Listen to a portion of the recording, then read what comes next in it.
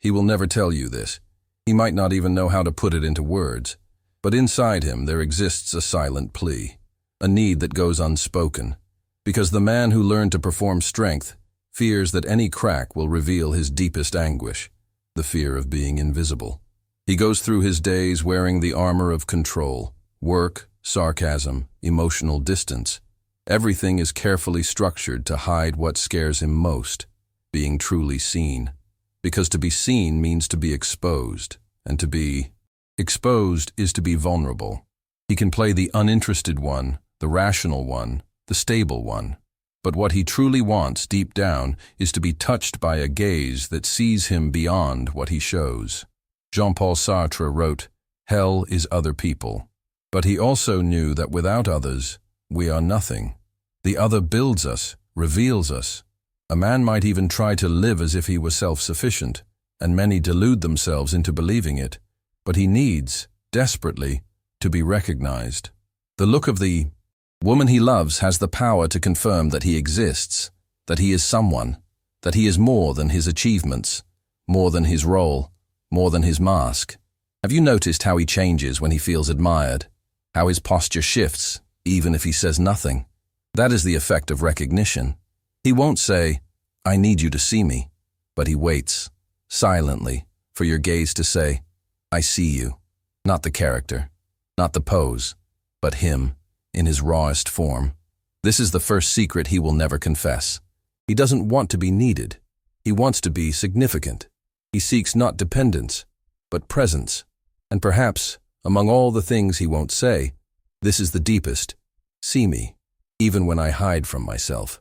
This desire to be seen is not vanity. It is existence. Sartre said that human beings are condemned to be free, but freedom without a witness can become an unbearable void.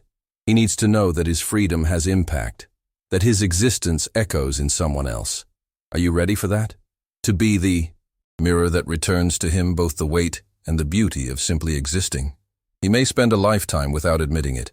He'll scoff at compliments, laugh off affection, brush aside attempts to approach his interior. But all of that is defense, a protective theater. The man who seems indifferent is often the one who most wants to be touched by a presence that recognizes him. Sartre wrote that the gaze of the other has the power to turn us into objects, and that is why he resists it so much. Because being recognized is not only pleasure, it is risk. When you look at him deeply, he can no longer control the image he wants to project. He is no longer the author of his own appearance. In that instant, he becomes what you see. That is why he fears your gaze, and yet needs it. There is something at the bottom of a man that screams for validation, not out of neediness, but for meaning. He wants to know that he matters, that his presence affects the world, that his gestures do not go unnoticed. But he does not know how to ask for it, because asking for recognition seems like weakness, and weakness to him equals defeat. So instead of speaking, he acts. He withdraws to test whether you will miss him. He provokes to see if you will react. He feigns indifference to confirm whether you still care. These games are not cruel. They are existential. They are attempts to affirm, "I am here. I matter. Do you see me?" In a world where most relationships have become surface and speed, the man who wants to be truly recognized lives in conflict. He wants to be seen by someone who knows him beyond performance, but he fears what will be revealed. Perhaps he desires your admiration, but is ashamed to feel unworthy of it. Perhaps he desires your trust, but is at war with his own insecurity. Perhaps he wants your love, but constantly questions whether he is enough. And here lies the contradiction. He does not want you to see only his strengths.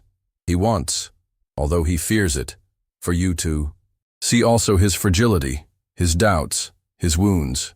Can you sustain that gaze? A gaze that neither judges nor fixes nor demands, just sees, deeply, silently, humanly. Because this is the second secret he will never say. He needs to be seen with compassion, not as someone analyzing him, but as someone receiving him. And that recognition, when genuine, can be the bridge between the freedom he fears and the love he longs for. There is a lie he tells so often that he eventually believes it. No, it's not the classic "I'm fine" when it's obviously not. It's a subtler, more dangerous lie that he doesn't feel, that he doesn't need, that he doesn't want. This lie has a name in Sartre's philosophy: bad faith. It's when someone, despite being free, acts as if they're not, as if they have no choice, as if they're trapped in a fixed role, a predetermined fate, an immutable identity. The man who lives in bad faith is the one who, though free to become, chooses to hide behind masks. And not only to deceive the world, but above all to deceive himself. He says he doesn't get attached, yet he feels jealousy.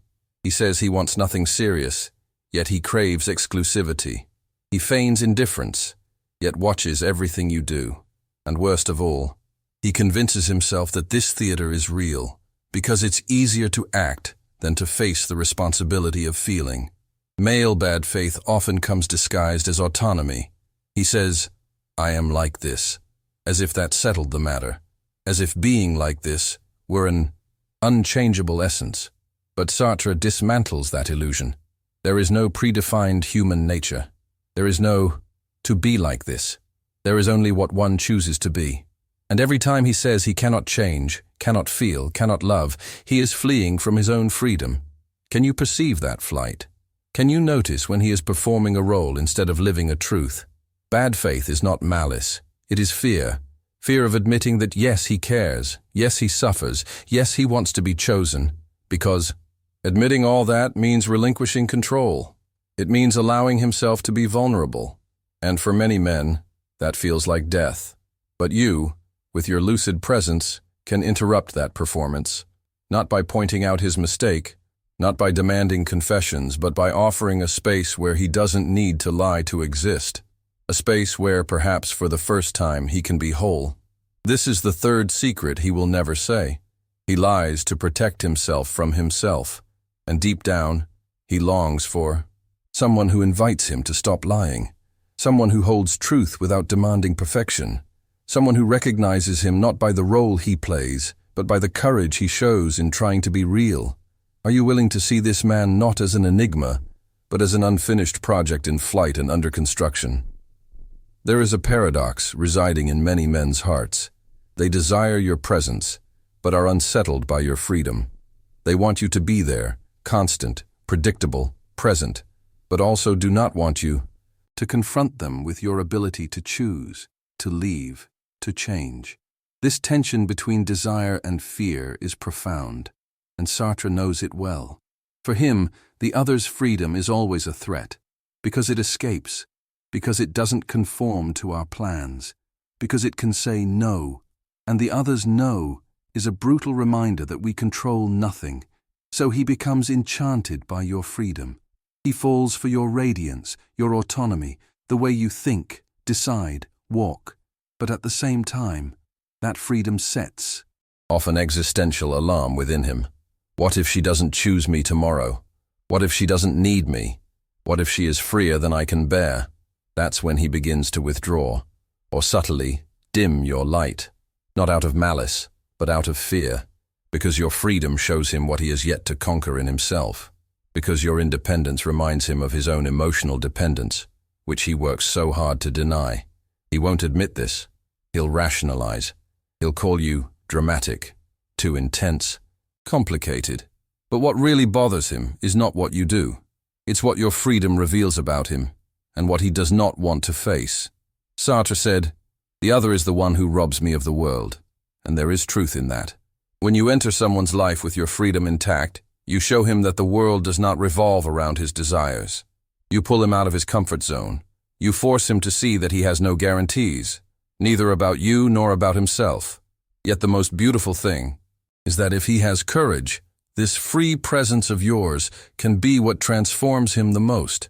Instead of trying to control you, he may choose to grow. He can choose to be worthy of your choice, day after day. He can stop fearing your freedom and start admiring it as an invitation to his own liberation. This is the fourth secret he will never say. He needs you to be there, but not as a prisoner, as a choice. Voluntary presence. Freedom that offers itself, not for lack of options, but by decision. And you? Are you ready to love someone without diminishing your own freedom? He will never put this into words. He might not even perceive it consciously. But inside him there exists an urge.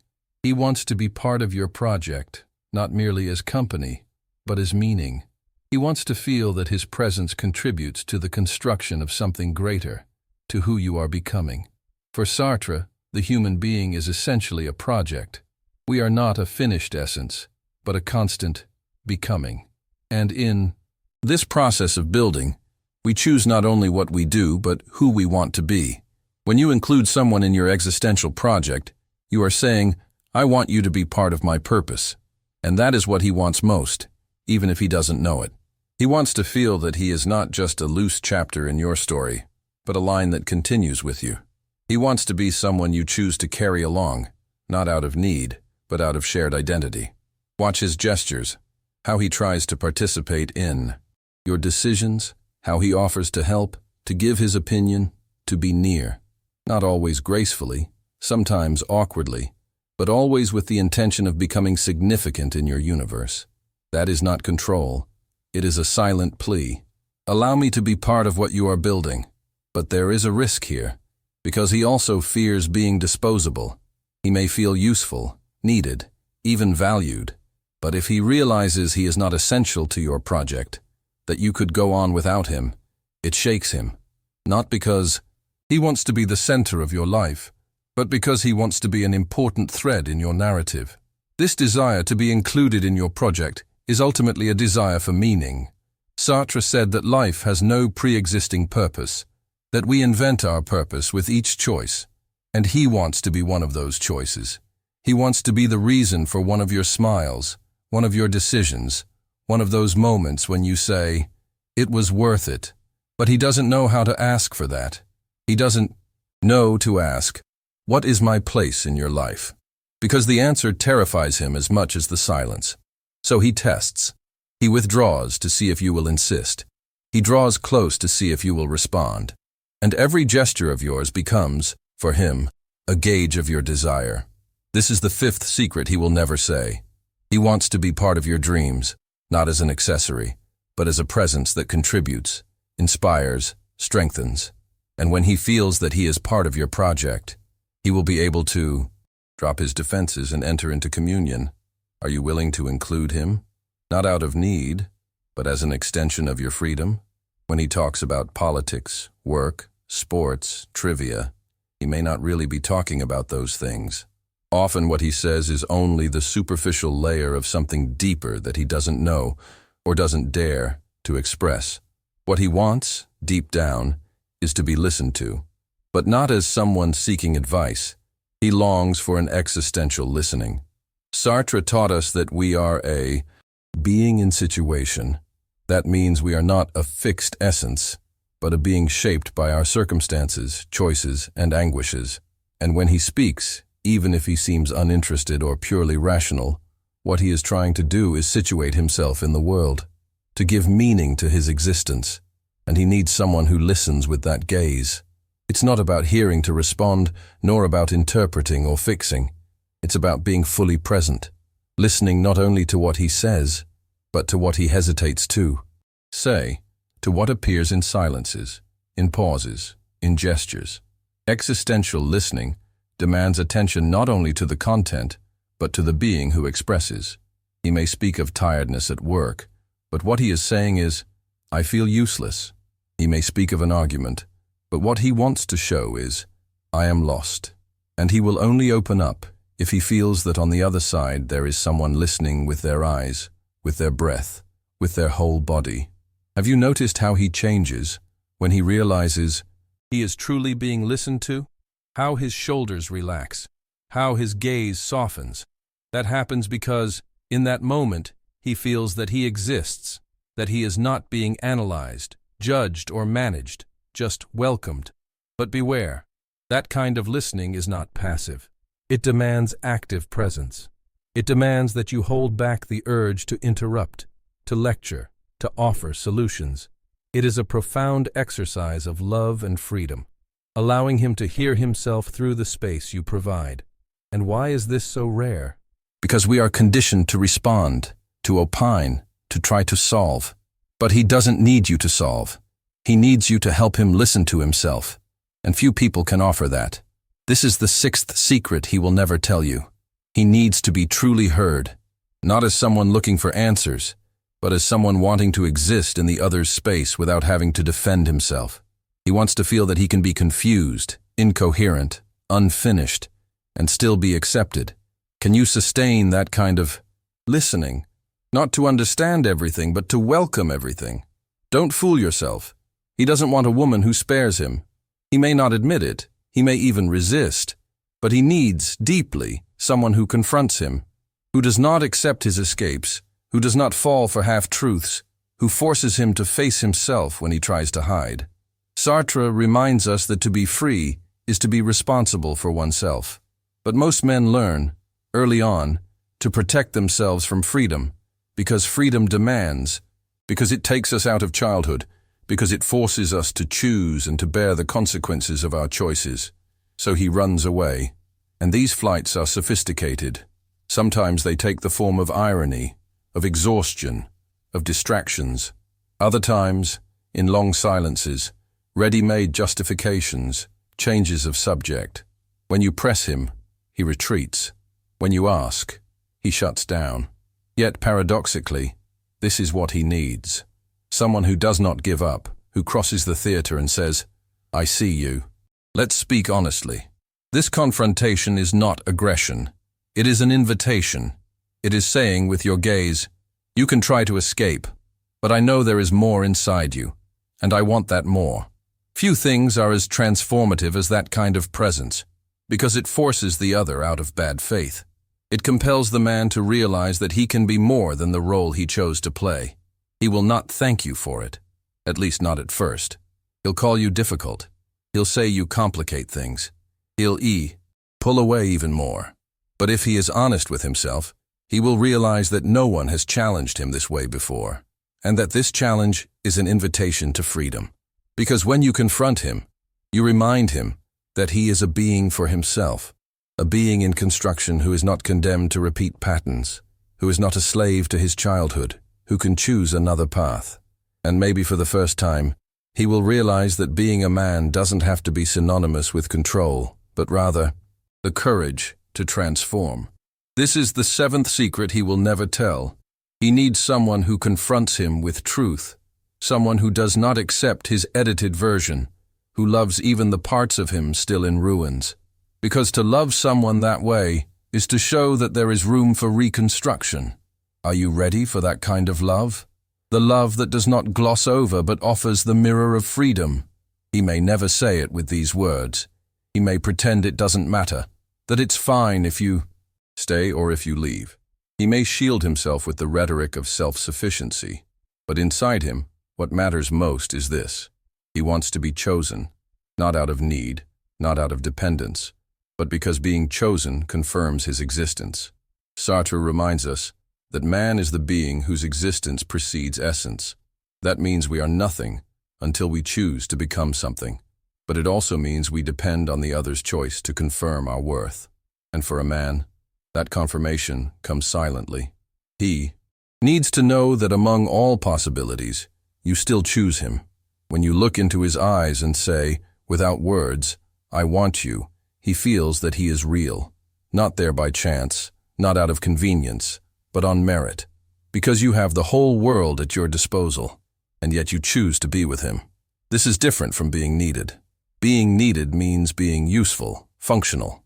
Being chosen means being loved in the other's freedom, and that freedom is what gives weight to the choice. He tests this all the time. When he withdraws to see if you insist, when he provokes to see if you resist, when he feigns detachment to see if you still care. Because what he really wants to know is, do you choose me even when you don't need me? But he won't tell you that, because admitting that desire is to expose himself to the risk of not being chosen, and few men can bear that risk without trying to manipulate it. That's why they create games, distances, misunderstandings, because then, if you leave, he can pretend it was his choice, that it didn't hurt, that he never wanted it that badly, but it hurt. And he wanted it, because the desire to be chosen is what sustains the project of being for someone. Sartre would call this transcendence, surpassing oneself toward the other. He wants to be that bridge. He wants to be part of your freedom, not as an obstacle, but as an ally. This is the eighth secret he will never confess. He wants you to choose him, not out of need, but as a daily decision. He wants to feel worthy of your desire, even when he feels small, flawed, unfinished. Because when you choose him that way, you remind him that he can be more than he has been. Can you love from that place? From the place where freedom gives meaning to presence. Not everything he feels can be spoken. Not everything he thinks finds form in words. There are moments when he falls silent, not out of disinterest, but out of excess. Because inside him, the world is too loud. And in that moment, what he most needs is your silence. But not just any silence. The silence that welcomes, not the silence that abandons. The silence that remains, not the silence that withdraws. He doesn't need immediate solutions, ready-made phrases, well-intentioned arguments. He needs to know that he can be with you without having to justify himself every moment, that he can be incomplete, confused, exhausted, and still be loved. Sartre spoke of the nausea of existence, that feeling that everything is too much, that nothing makes sense, that existence itself weighs heavily. Many men feel that nausea without knowing how to name it. And when that happens, the last thing they need is someone trying to fix what isn't broken, but is simply overflowing. Your silence, in that instant, is space. It is a container for his chaos. When you don't force a response, you give him the chance to hear his own truth and perhaps to find a little peace within it. It's difficult, I know, because we have been trained to care, to welcome with words, to want to solve. But sometimes the greatest proof of love is to do nothing, just to be, just to breathe together, just to listen to what isn't being said. Have you noticed how he draws near when you stop demanding? How he trusts more when you simply listen? That is the place where he lowers his guard, where he allows you to see him not as a problem, but as a living presence. And in that space, something powerful happens. He reconfigures himself. He reconnects with himself. He starts to rebuild. This is the ninth secret he will never admit. He needs your silence, not your absence, but your silent listening, your gaze that says, I am here, even without understanding everything, your body that says, you can rest, without having to explain. Can you offer that kind of silence, the one that doesn't weigh but sustains? In the end, it all comes down to a profound truth that is often forgotten. You are not his savior, but you are the mirror in which he sees himself. And depending on how you look at him, he may recognize himself as a whole man, or continue hiding from himself. Sartre taught us that man is condemned to be free. There is no pre-manufactured essence, no fixed nature. We are what we choose to be. And for a man, that freedom is both a burden and a promise. He bears the anguish of being the author of his own life, even when he doesn't know where to begin writing. That is why he needs you, not as someone who decides for him, nor as someone who props him up, but as someone who holds up the mirror, a mirror that doesn't reduce him to his flaws, but doesn't soften his responsibilities either. A mirror that shows him as he is, contradictory, incomplete, under construction, but capable. You may never know how much you impact a man's identity. With one gesture, you can encourage or corner him. With one word, you can illuminate or obscure. He observes more than he shows. He absorbs more than he shares. And he transforms, even if slowly, based on how he is seen. If you look at him as fragile, he hides. If you look at him as someone who must be fixed, he resists. But if you see him as free, even when he stumbles, he rises. Because that gaze is rare. It is the gaze that demands not perfection, but presence, that does not idealize, but accompanies. This is the final secret he will never tell. You are one of the most powerful forces in shaping who he chooses to be. Your freedom illuminates his. Your authenticity challenges him. Your daily choice, not out of obligation but out of desire, is what can silently transform him. But that requires courage. It requires that you also see yourself, that you also choose yourself. because only a woman who stands firm in her own freedom can offer that kind of presence. So now, at the end of this journey, the question remains, who are you choosing to be in his mirror? A presence that repeats what the world already demands, or one that invites him to become what he has not yet dared to be? The answer is not in him, it is in you.